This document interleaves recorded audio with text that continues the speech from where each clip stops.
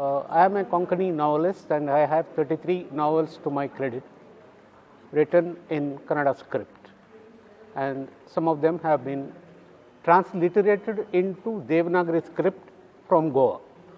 And the latest one such, which was released 20th of last month, the title is KALLEM, which means black gold. Evidently, you will know that when I mean black gold, it is the crude oil. It is as good as gold or better than gold at times.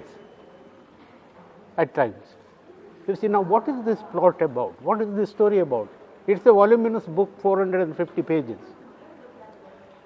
What happens in that is, I have brought out the mentality prevailing in Mangalore. Whereas the first and foremost aim of a young man or a young lady was to finish her 10th standard, shorthand typing, go to Bombay, get a job. So that was the beginning of one sector.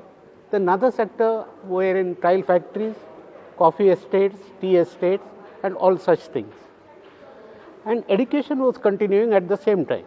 Then suddenly, way back, I think in 1936, the Gulf opened the doors, oil was found, and my family, way back in 1946, they were there in Kuwait. All right? Now, I was watching all this growing back in Mangalore, and one fine day, I noticed that everybody wants to forget about Bombay, run to the Middle East. Bombay was a gateway for them to get a visa because there were foreigners there. British Oil Company was there. So many companies were there, they wanted to go. Now, the story that is set in Mangalore is of such a family. The father is a tailor, mother is a teacher, 2 children, one is a boy, one is a girl, and as usual, they are going to the college and 10th standard and all that. And the boy is timid. The girl wants to do medicine, whereas they don't have the means to do that. So he is pushed into getting a visa to Kuwait after his graduation. He is a BCom student. He moves. At the same time, what was happening in Mangalore, or whatever that had happened already, was there were already 2 distinct groups. They say, these are the Gulfies. That was the word used. They are from the Gulf. And we are the locals here. They used to say, what is there lacking for you? You people have Gulf money. Whereas one sector was slogging here. Okay, so this was the clash. And this gave rise to some kind of a jealousy. Because he has it, I don't have it. Why don't I have it? Nobody is taking me to Kuwait. No opening for me. So this was going on, and in the meantime, due to certain family matters, this boy, his name is Jerry, he gets a break to go to Kuwait. And that I am not going to go into detail in that. The conflict that was going on between 2 families here, back in Mangalore, they feel very happy, he is going, which is inwardly they were angry. They said, we are going to teach a lesson to this fellow.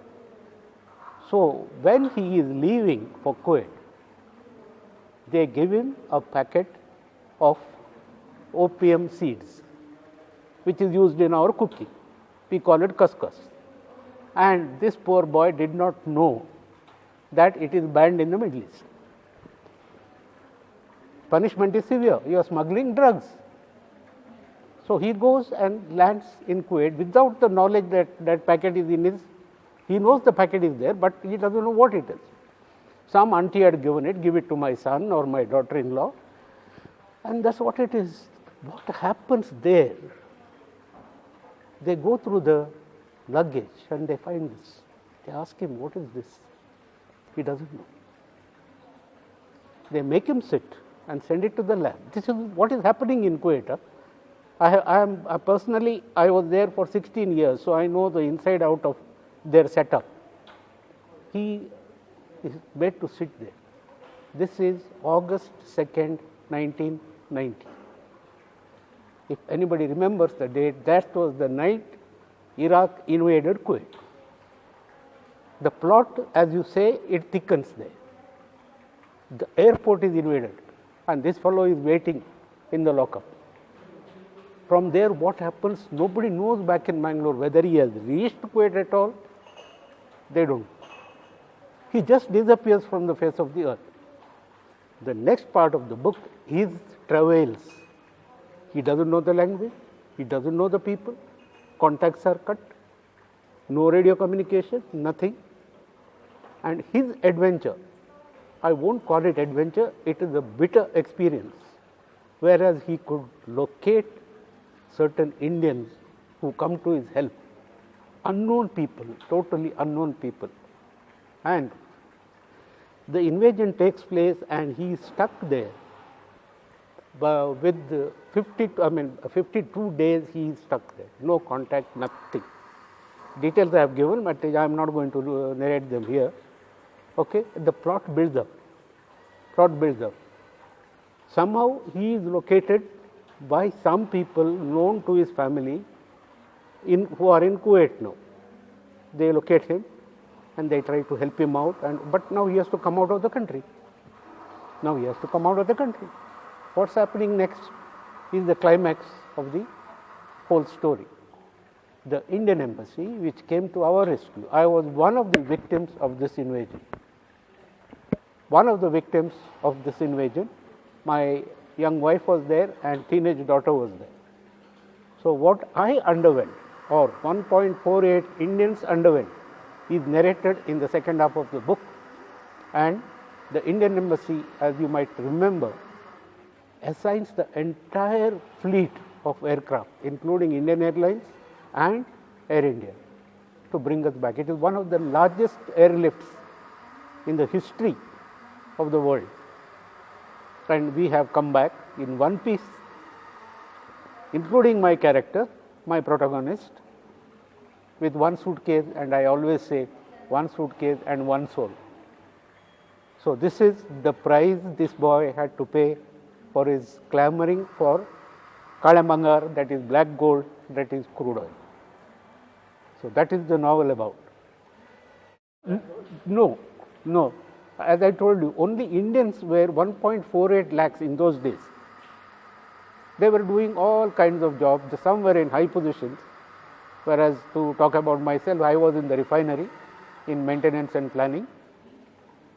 But the others were there struggling. And what happened there to these poor people? Now, for example, an Arab has employed them. First thing he will do is, he will take his passport and keep, so that he won't leave the job and run away. So when this happened, they had no documents. The bosses had run away. The Arabs had run away, they were not there. These people did not know what to do, where to go. There was no embassy to handle. There was an embassy, but to handle so many people. People were sleeping in the compound of the embassy there. That was miserable. I have pictured all that because it is a first-hand information. Nobody can dispute that because I have undergone that. And we have worked as a volunteers for the Indian Embassy. See, that is a very good question you asked. See, I was not meant to work in a refinery nor any other job. My first and foremost interest in life was to read. I am from a family where everybody will sit in one corner in the evening reading something or other. My mother, my educated aunts, my grandfather, even my grandmother, who had studied only 3rd standard in those days. It was all reading. And I started writing in Konkani in 1964. My first writing came out in 1964. But the saddest part is, nobody gave me guidance. They saw, his name has come, his short story has come. Very good. That's it. They did not put me on the right track. I went in to do my engineering for 2 years to this very place, Bangalore. Gave it up in 2 years because I couldn't. I was not meant for that. I was not cut for that at all. Came back, wanted to start a printing press. There was money in plenty, I should say. But I am not a businessman too. That I realized after the press sank. After the press sank. Okay. Then what was the alternative? My mom told me, see, you have wasted enough of money and time. You are not getting I'm younger, you are getting older. You got to do something. And my uncles were there in Kuwait, as I told you. They sent me a visa. I took off to Kuwait. Managed to get into the refinery from one step to another because I had to earn something. I had to have a base, but at the same time, I kept on writing. But actually, the Konkani literary world of Mangalore, or any other place for that matter, Goa or Kerala, I lost touch for 16 years. What was happening here, that I lost touch, but I kept on writing. Now you may ask me, your novels, are they always thematic? They are not. The main theme I adopt in my writings is human nature. Many of my short stories, which I have myself have translated into English and published from Madras, Chennai, they don't even have the names of the characters. It may be one character or two characters. No names. I believe in human nature, human feelings, and that instincts we have. The human instincts, wherever you go, are the same. They are the same. So my novels are based on that. My short stories also. They end abruptly. It is not like some story, after that they lived happily ever after and all that. Nothing like that. They end suddenly because I want the reader to think further for me. I don't do all the thinking for him. Let him think. What made him write this? So that's the way I function. At the moment, I am the executive director of the Konkani Institute of St. Aloysius College. I am sure you have heard of it. All right. And I am the editor of Amar Konkani, which is a journal, 6 months, once in 6 months, only research articles on Konkani. And I have my own writing, my computer, my room, my TV, so I am in my own world in Mangalore. And people have recognized me, and that is, I think, is the blessing.